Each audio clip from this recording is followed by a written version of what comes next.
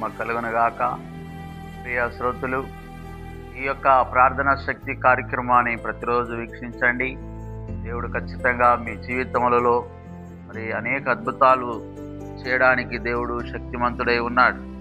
ప్రియులారా, యెషయా గ్రంథం 38వ అధ్యాయంలో 3వ వాక్యాన్ని మనం చూసినట్లయితే, ఇక్కడ మరి ప్రవక్త అయిన యెషయా వచ్చి హిజ్కియా రాజుతో మాట్లాడినప్పుడు మరి హిజ్కియా ప్రార్థన చేశాడు. ఏం చేశాడు ప్రార్థన? దేవాని దృష్టికి నేను అనుకూలముగా సమస్తం నేను ఎట్లా జరిగించితినో కృపతో జ్ఞాపకం చేసుకో ప్రభువా.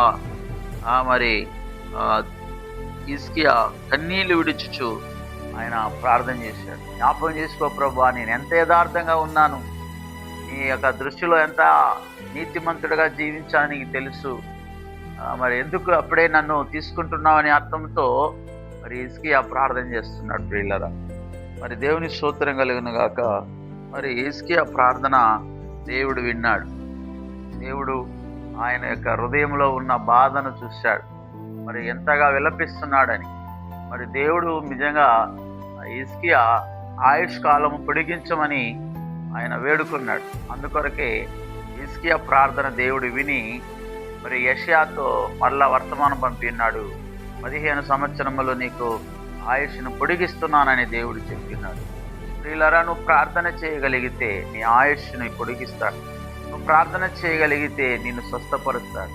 నువ్వు ప్రార్థన చేయగలిగితే దేశమునకు క్షేమం కలుగు చేస్తాడు. మరి నీ ప్రార్థన ద్వారా ఎంత గొప్ప శక్తి ఉన్నది నీకు తెలుసా? ప్రార్థన చేయడానికి ఏమాత్రం మరవకండి. ప్రార్థన చేయడం వలన ప్రియులారా, మీరు దేవుని దృష్టికి మరి ఎంతగా మీరు సమీపమైపోతూ ఉంటారు. ప్రార్థనయే దేవుని మనలను కలుపుతున్న ఒక పరిశుద్ధమైన ప్రక్రియగా ఉంటున్నది. మనం ప్రార్థన ద్వారా దేవునితో సమాధాన పడగలం. ప్రార్థన చేసిన హిజ్కియా దేవుడు ఆయుష్ను పొడిగించాడు. ఆ తర్వాత అతడు 15 సంవత్సరములు ఆయన దీర్ఘాయుష్మంతుడిగా జీవించినట్లుగా మన లేఖనాలు చూస్తున్నాం. కాబట్టి ప్రార్థన ద్వారా దేవుడు ఆయుష్ కాలాన్ని కూడా పొడిగిస్తాడు.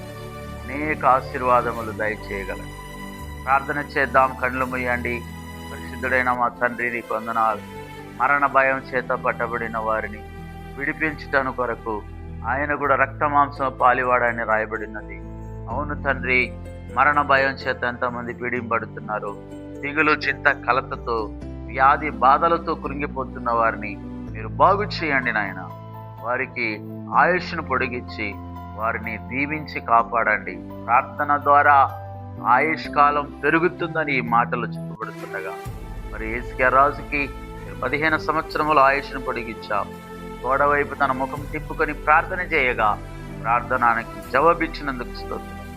యేసు నామములో తండ్రి, ఆమేన్.